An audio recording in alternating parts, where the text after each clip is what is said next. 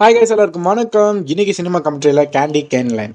So இந்த ஒரு படம் இதுக்குலாம் பார்த்தேன்னா ஒரே ரீசன் தான், இந்த படத்தோட ஹீரோ. ஸோ இவரை நம்ம கம்மர் கிராஸ் பண்ணி வராமல் இருந்திருக்கவே மாட்டோம். கிட்டத்தட்ட நம்ம ஒரு 90s கிட்ஸ் இல்லை அந்த ஏர்லி 90s 2K இந்த லெவலில் இருந்தீங்க அப்படின்னா நீங்கள் இந்த படம் வந்து கண்டிப்பாக பார்த்துருப்பீங்க. சன் டிவியில் தமிழ் டப்டு வெர்ஷனில் டாக்டர் டூ லிட்டில். ஸோ இவரோட ஒரிஜினல் பேர் கூட நமக்கு தெரியாது. ஆனால் டாக்டர் டூ லிட்டில்னு சொன்னால் ஃபஸ்ட்டு ஞாபகம் வருது இவர் தான். பட் இவர் வந்து எட்டி மர்ஃபி. அவரோட மீட் டே படமும் ரொம்ப சூப்பராக இருந்திருக்கும்.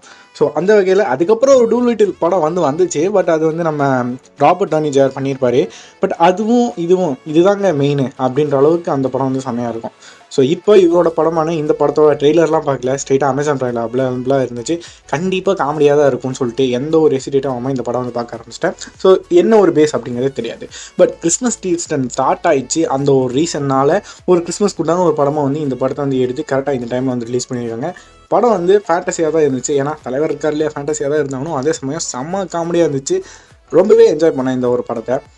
அதுவும் நீங்கள் வந்துட்டு ஒரு ஃபேமிலியாக உட்காந்து பார்க்குறக்கோ இல்லை குட்டி யாராச்சும் கூட இருந்தாங்கன்னா அவங்களோட உட்காந்து பார்க்குறதுக்கோ ரொம்ப சூப்பரான ஒரு படம். நானும் என்னோட அண்ணா பொண்ணு உட்காந்து பார்த்துட்டு இருந்தோம்.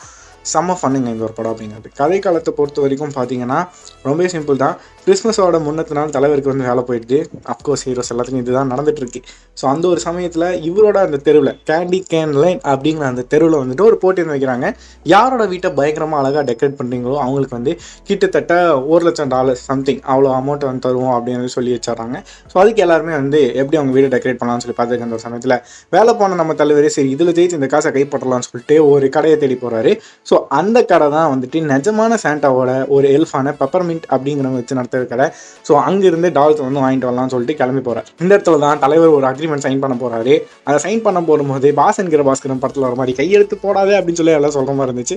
பட் அதையும் தாண்டி தலைவர் கையெழுத்து போட்டிருப்பாரு. என்ன ஒரு பிரச்சனை மாட்டிக்கிறார் அப்படின்னா, இவர் வாங்கிட்டு வந்த அந்த கிறிஸ்மஸ் ட்ரீல கிட்டத்தட்ட 12 ஸ்டெப்ஸ் இருக்கும். ஸோ அதில் இருக்கிற விஷயங்கள் வந்துட்டு நிஜமாவே உயிர் பெற்று காணாமல் போயிடும்.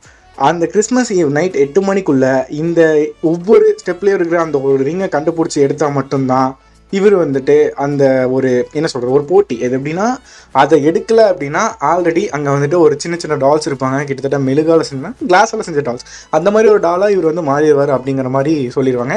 இது லேட்டராக தான் இவருக்கு வந்து தெரியாது. தெரிஞ்சதுக்கப்புறம் எப்படி இந்த 12 ரிங்கை கலெக்ட் பண்ணாரா இல்லை மொத்தமாக என்ன நடந்துச்சு, அது யார் வின் பண்ணா அப்படிங்கிறத கதை. ஸோ என்ன நடந்திருக்குன்னு உங்களுக்கு தெரிஞ்சிருக்கும். பட் அது எப்படி நடந்துச்சு, எந்த அளவுக்கு ஃபன்னாக கொண்டு போயிருந்தாங்க, அண்ட் ஒவ்வொரு ஃபேண்டசி எலிமெண்ட்டும் எந்த அளவுக்கு இருந்துச்சு. அதையும் தாண்டி யூஸ்வலாக எல்லா படத்துலையும் வர மாதிரி ஃபேமிலி அப்படிங்கிறது எவ்வளோ முக்கியம், நம்ம ஃபேமிலியாக இருந்து ஒன்று சேர்ந்து பண்ணால் என்னென்ன விஷயங்கள் நடக்கும் அப்படின்றதையும் அழகாக எடுத்து சொல்லியிருப்பாங்க. அண்ட் லாஸ்ட்டாக ஒரு பிளாக் சாண்டா கொண்டு வந்து அங்கேயும் ஒரு சில பாலிடிக்ஸ் எல்லாம் பண்ணியிருந்தாங்க. ஸோ நல்லா இருந்துச்சு படம் அப்படிங்கிறது. ஸோ கண்டிப்பாக ஒரு டைம் பாஸ் பண்ணாதானே நல்ல ஒரு படம். தமிழ் டப்டு வெர்ஷனும் இன்னும் சூப்பராகவே இருந்துச்சு. ஸோ டைம் வந்தால் கண்டிப்பாக செக் பண்ணி பாருங்கள். அமேசான் ப்ரைமில் அவைலபிளாக இருக்குது.